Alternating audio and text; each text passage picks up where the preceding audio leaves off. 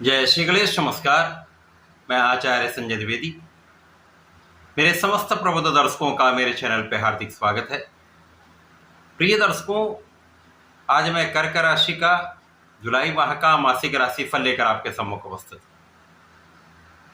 जुलाई माह में जो ग्रहों की स्थितियां बन रही हैं तथा जो ग्रहों के परिवर्तन होंगे वो इस माह में आपको कितना लाभ देने जा रहे हैं, किन भावों में प्रबलता आएगी, इस माह में आपको कितना लाभ प्राप्त हो पाएगा अथवा कहीं पर कोई अवरोध या समस्या तो उसका क्या निराकरण है, संपूर्ण विश्लेषण मैं पूर्ण तर्क के साथ करने जा रहा हूं।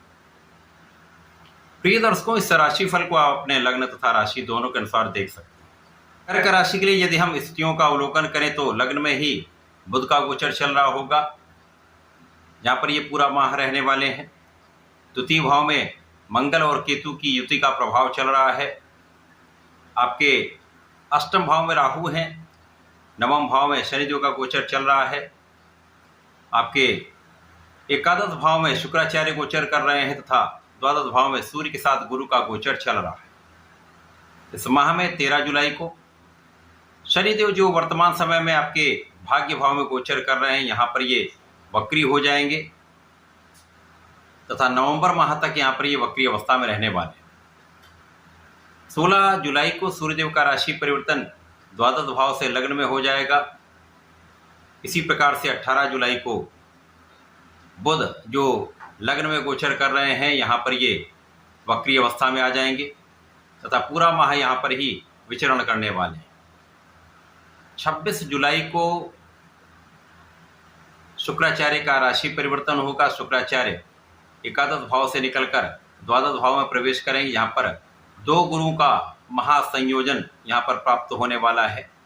दैत्य गुरु तथा देवगुरु बृहस्पति का आपसी युति प्रभाव आरंभ हो तथा 28 जुलाई को मंगल का राशि परिवर्तन हो जाएगा। मंगल राहु के प्रभाव से मुक्त होकर कन्या राशि में आपके लिए तृतीय भाव में गोचर करना प्रारंभ करेंगे।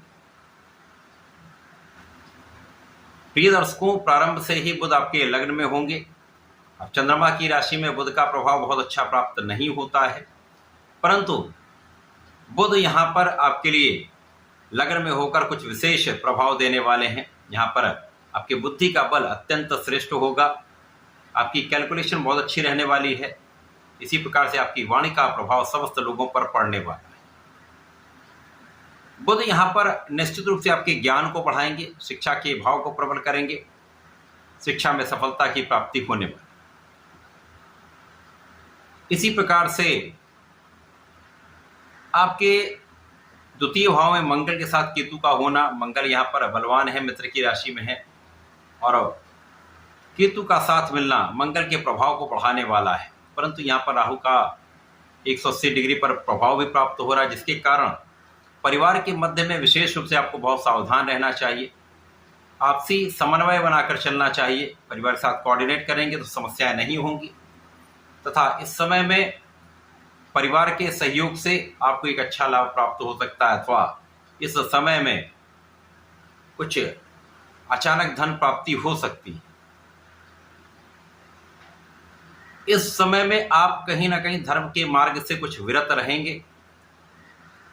पूजा पाठ में आपका उतना मन नहीं लग पाएगा, अतः अपने आराध्य का ध्यान करते रहें, उनको याद करते रहें, उनके शरण में रहें, उनके मंत्रों का जप करते रहें तो समस्याएं यहाँ पर कम होंगी।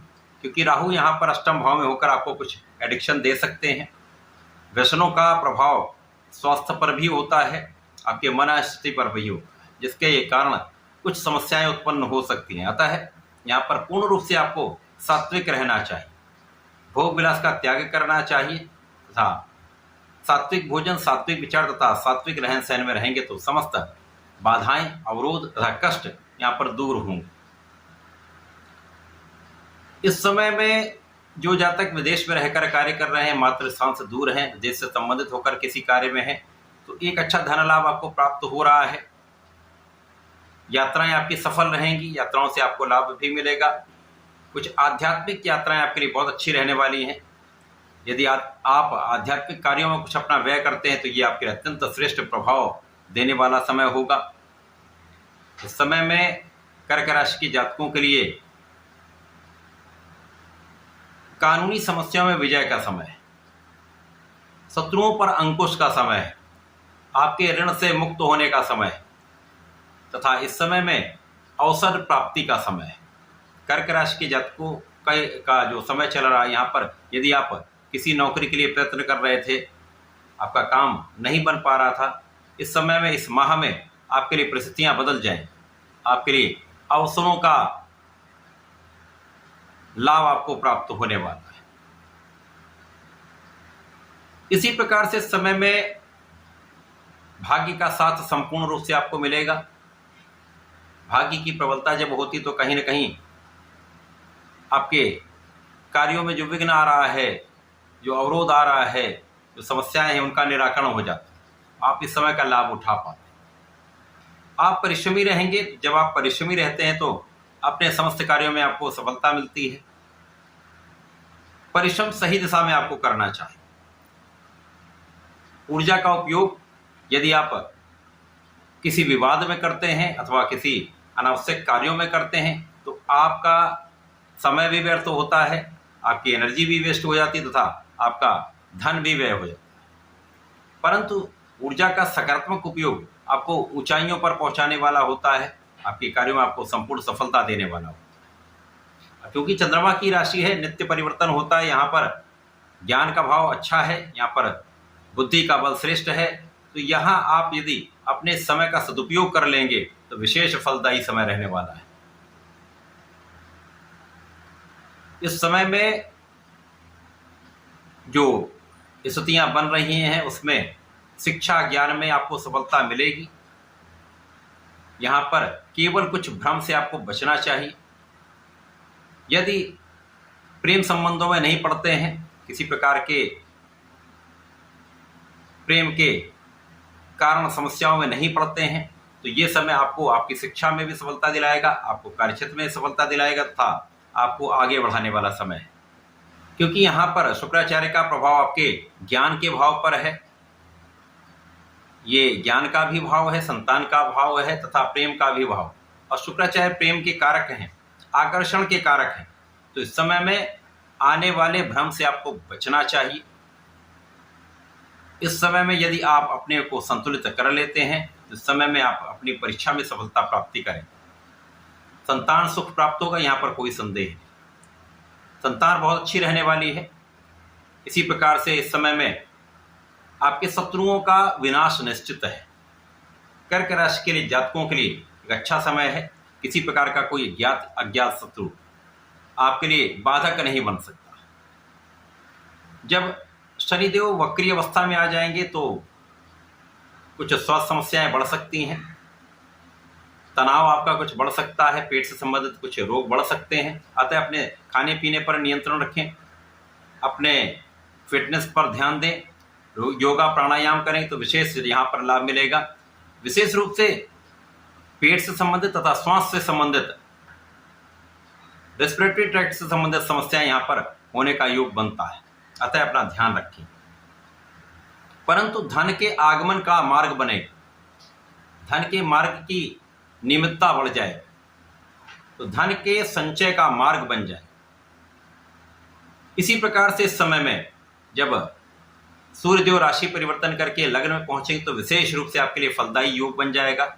लग्न का विद्यादित्य योग प्राप्त हो जाएगा। तो जो जातक सरकारी नौकरी में है उनके लिए विशेष योग है, पद वृद्धि हो सकती है, एक अच्छा धन लाभ प्राप्त हो सकता है, आपके कार्य क्षेत्र में प्रगति होगी, आपके अधिकार क्षेत्र में प्रगति होगी। इसी प्रकार से कार्य का विस्तार होना निश्चित है। आप किसी भी क्षेत्र में हो, नौकरी में हो, व्यापार में हो अथवा प्रोफेशन में हो, समस्त क्षेत्रों में आपका विस्तार निश्चित है। इस समय में धन लाभ के बड़े अवसर आपको प्राप्त होंगे। तो महाधन लाभ यहाँ पर आपके पास होने वाला है। केवल इस समय में आप अपने बुद्धि को नियंत्रित करते हुए, मन के विचलन से बचते हुए आप काम करें, संपूर्ण प्रयास करें। और इस समय में आपका आत्मबल भी बहुत अच्छा रहेगा, आपको गाइडेंस प्राप्त होगा, आपके पिता का प्राप्त होगा। तो यहाँ पर इसका उपयोग करते हुए आप आगे बढ़ें तो धन लाभ भी होगा, पद लाभ भी होगा तथा इस समय का संपूर्ण उपयोग आप कर पाए। जब यहाँ पर शुक्राचार्य आपके द्वादश भाव में जाएंगे। द्वादश में शुक्राचार्य को कार्यकत्व प्राप्त है, यहाँ पर शंख योग बनेगा। दैत्य गुरु और देवगुरु का महासंयोजन प्राप्त होगा। तो इस समय में आपके ऐश्वर्य वैभव में निश्चित रूप से वृद्धि होगी। धन संपदा का आप लाभ अवश्य लेंगे। भूमि भवन वाहन का सुख आपको प्राप्त होगा। स्त्री का सुख आपको प्राप्त होगा तथा जीवन साथी के साथ बहुत अच्छा संबंध यहाँ पर रहने वाला है। प्रेम संबंधों में वृद्धि होगी। और इस समय में केवल और केवल यहाँ पर आपको किसी प्रकार के भोग विलास की अधिकता से बचना चाहिए। उस पर नियंत्रण रखेंगे तो समस्त समस्याओं से आप बचेंगे। मंगल जब राशि परिवर्तन करके तृतीय भाव में जाएंगे, जो पराक्रम का भाव है, मंगल पराक्रम के कारक हैं, तो इस समय में आपका परिश्रम बहुत अच्छा हो जाएगा। आप महापराक्रमी हो जाएंगे। और इस समय जो ग्रहों की स्थितियां बन रही उसके अनुसार इस समय का संपूर्ण लाभ आप ले पाएंगे। शनि और मंगल का 180 डिग्री पर दृष्टि संबंध बन जाएगा, जो आपको बहुत टेक्निकल बना देता है, आपको बहुत प्रैक्टिकल बना देता है। आपके परिश्रम का संपूर्ण लाभ आपको कैसे लेना ये आपको समझ में आ जाएगा। उसके अनुसार आपको सफलता की प्राप्ति निश्चित तो हो जाए। तो ये माह अत्यंत विशेष है। विशेष परिवर्तन करा के कुछ बड़े लाभ आपको देने वाला है। केवल अपने मानसिक बल को सुदृढ़ करें, आत्मबल को प्रबल करते हुए समय का लाभ आप लें। इस पूरे माह में आपको नियमित रूप से भगवान गणपति की आराधना करनी चाहिए। गणपति श्रोतम का पाठ करें, गणेश अथर्वशीष का पाठ करें। दोनों में से जो आपको सरल लगे, अच्छा लगे, वो आप कर सकते हैं। तथा ओम गंग गणपतये नमः का 108 बार नित्य जप करेंगे तो विशेष लाभ प्राप्त होंगे। प्रत्येक सोमवार को भगवान भोलेनाथ पर जलार्चन करके दुग्ध का अर्पण करेंगे तो विशेष लाभ प्राप्त होंगे। समस्याओं का निस्तारण अवश्य होगा। तो ऐसा करके इसका लाभ लें। धन्यवाद। नमस्कार।